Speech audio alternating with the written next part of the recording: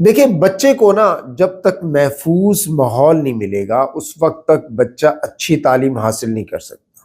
محفوظ ماحول وہ ماحول جس ماحول کے اندر بچے کو مارا نہ جائے، بچے پر طنز نہ کیا جائے، بچے کو بلا وجہ ڈانٹا نہ جائے، بچے کو اپنی مرضی سے بھی کچھ کرنے دیا جائے، ہر وقت اس پر آرڈر نہ چلے۔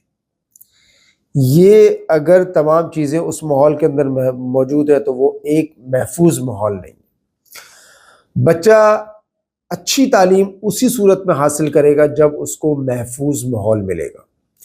اسی طریقے سے یہ محفوظ ماحول گھر کے لیے بھی ضروری ہے اور اسکول کے لیے بھی ضروری ہے۔ اگر اسکول کے اندر بھی بلا وجہ بچوں پر جو ہے وہ سختی کی جاتی ہے، مارا جاتا ہے، ڈانٹا جاتا ہے، کوئی وجہ نہیں ہے پھر بھی یہ ٹیچرز ڈانٹ رہے ہیں، طنز کرتے ہیں جس سے بچہ ڈی موٹیویٹ ہوتا ہے، تو ایسی کیفیت کے اندر جو ہے نا وہ بچہ اچھی تعلیم نہیں حاصل کر سکتا۔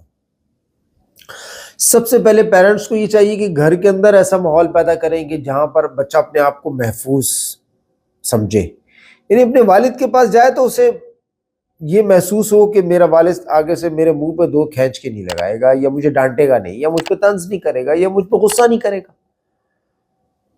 اگر بچے کو یہ پتا ہوگا کہ نہیں یار ایسی کچھ بھی رد عمل میرے ابا کی طرف سے نہیں آ رہا، تو وہ جا کر اپنے والد کی سے چمٹے گا، والد سے پیار اور محبت کے ساتھ اس کے ساتھ بیٹھے گا، ٹچ ہونے کی کوشش کرے گا، کیونکہ وہ اپنے آپ کو محفوظ سمجھے۔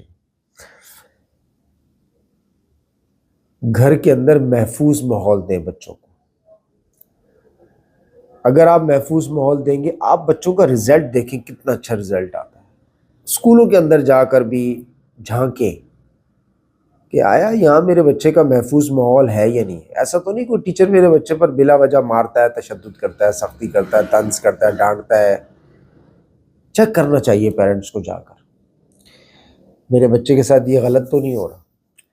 جب پیرنٹس کی قریب آتا ہے اپنے آپ کو محفوظ سمجھتا ہے، وہ پھر وہ رزلٹ دیتا ہے اپنی تعلیم کے معاملے میں، اپنی تربیت کے معاملے میں، اخلاق کے معاملے میں، اچھائی کے معاملے میں، پھر وہ رزلٹ دیتا ہے، پھر وہ آپ کو کر کے دیتا ہے، پھر کچھ بن کر دکھاتا ہے۔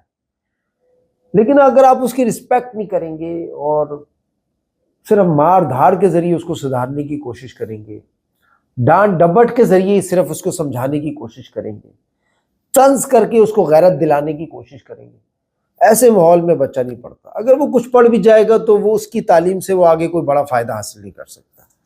محفوظ ماحول ہر بچے کے لیے ضروری ہے ایک اچھی تعلیم حاصل کرنے کے لیے۔